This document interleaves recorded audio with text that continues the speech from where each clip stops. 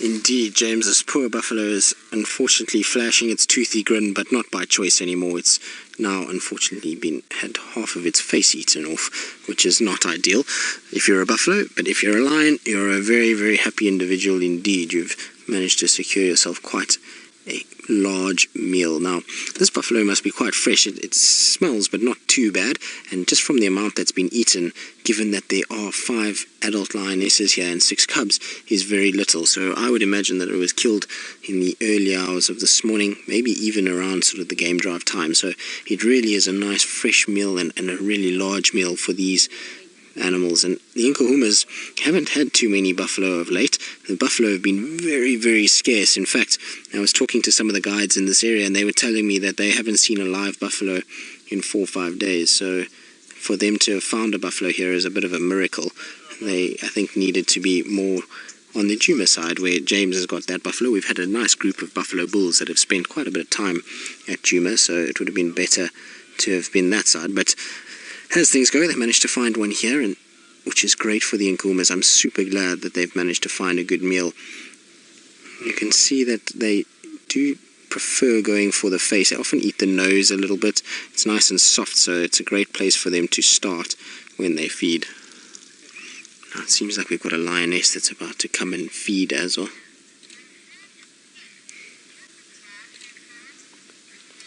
So Christina, you're asking, when food is scarce, do we supply food for them? Well, no, Christina, we don't. So this is a wild system, and these lions have got to find a way for themselves. And if it's in times where there's very little food around, you'll find the lions will start to eat other things. They'll start to target smaller animals and try and sustain themselves with that. So you can see it's been a tough day for these lions, but generally with the lions, they are able to find food, and we're lucky that we're in an area where we've got a number of different prey items available to the lions, so there's no need for us to be able to supply food to them. Ultimately, if we started supplying food, they would lose that wild sort of lion ways, and they would not be able to sustain themselves if we stopped feeding them, because they would expect food more often, and they would start associating people with food, which could be then very dangerous, particularly for us doing the job that we're doing. As you can see, there's no real sort of barrier between us and them, and if they started to learn that we provide food, it could then potentially mean that these lions get very aggressive. So they're able to look after themselves, and yes, they might get a little bit thin, and some of them might fall prey to malnutrition, but that's just the way of nature weeding out the weakest. You need the strongest bloodlines coming forward, and so those that are not able to survive periods of lean food mean that they are not strong enough to survive in nature itself, and so that's why we don't feed them. But like I say, it's also from a safety point of view for us as people. We start feeding, they start associating us with food, and that becomes very dangerous. And you can see that little cub is got the carcass to himself at the moment, so he's loving it. And this is very typical of the way cats feed. Cats generally will try and get in from the rump area, and they start feeding on those legs and rumps, and then they start moving their way up the fillets towards the head area, and generally you find the neck and the legs are the last sort of pieces that are eaten out of this carcass. Now for these lions, this carcass is going to be probably 2, 3, maybe even 4 days worth of food, but by about 3 days time it's going to be covered in maggots and very, very smelly, and you'll find then the lions will probably leave it for the vultures and hyenas. Now the interesting thing though is that where these lions have killed this buffalo, they are going to have a very tough time of it this evening. They've killed it right on the western side of Arathusa, which is very, very close to the largest hyena clan that I've ever had the pleasure of watching. The clan is now almost 50 hyenas strong, and they are definitely going to pick up the scent of this buffalo, and they're going to start coming in here. And I've actually seen this particular pride when there was more than just the 5 females that we see now. There was actually 9 in the pride in total, with none of the small cubs, and they got an absolute beating from those hyenas. The hyenas chased them, they all ended up into trees. So if that clan of hyenas rocks up here tonight, or even maybe tomorrow, it's going to be very tough for these lions to hold on to this carcass. So they're going to have a really tough time of it. They're going to need to feed as much as possible now, get as much nutrients as possible, so that they end up with nice fat bellies, that if they do get chased off, that they still have got quite a bit of nutrition out of it. But it's going to be really entertaining to see what goes on.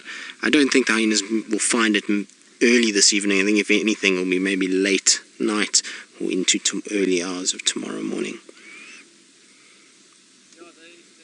But you can see it's been a tough day of eating buffalo. Everybody's passed out. It's like when you go to your favorite restaurant and you overeat. That is exactly what is going on here. So you can see there the lioness, she's all over the place, lying down, all the cubs there. You can see they really are lying quite close to us. They're just over my shoulder here, which is making it a little bit difficult for us to move. And look, you can see she's yawning. Now, yawning is a good sign. It often means that potentially she might wake up and come towards the carcass. They just get a little bit of oxygen into the lungs, and then they come and feed. Now, with a carcass of this size, you would have found when it first went down, most of them would have had some sort of a feed. They would have come in and fed, and there would have been quite a bit of aggression with the feeding.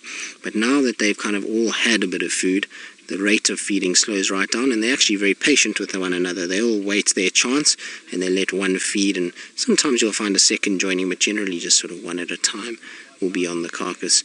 Now, all the cubs are completely flat and very, very full at this stage.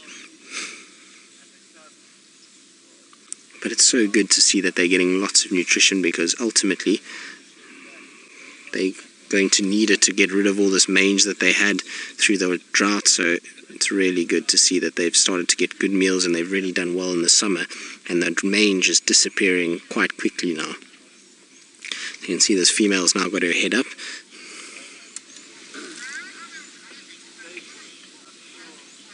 So Hector, you're wondering why they're breathing so heavily? Well, it's two reasons, Hector. One is that they are absolutely full with meat, and so their stomach is expanded to the maximum. It's pushing up on their lungs, and they're not able to draw nearly as much air as they normally will. So listen to the little cub giving mom trouble. So that was the growling was from the little cub. The mom went to go and feed, or one of the adult females went to go and feed, and the little cub was quite aggressive with her. The other reason for their heavy breathing like that is much like if you've ever had a dog at home or a cat at home. When they get very hot, they end up panting. So panting is a way of being able to get rid of all the excess heat inside the body. And the reason why they have so much excess heat is, one, because it's hot out here. So it's probably this during the day today reached about 30 degrees, which is a very warm for when you're covered in fur.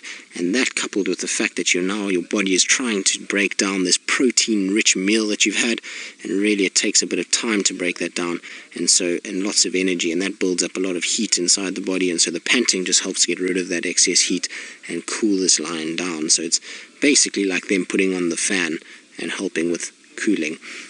And the reason why they do it is because they have a lot of moisture on their tongue, so as they're breathing like that, the air over that moisture just helps cool those blood vessels in the tongue down, and then sends the cooler blood back into the body. But you can see those teeth are still in beautiful condition. Now, as we watch these lionesses and cubs digest their beautiful meal and pant away in this late afternoon sun, let's go back across to James and see how he's doing on his bushwalk, and whether or not he's going to be panting on his way home.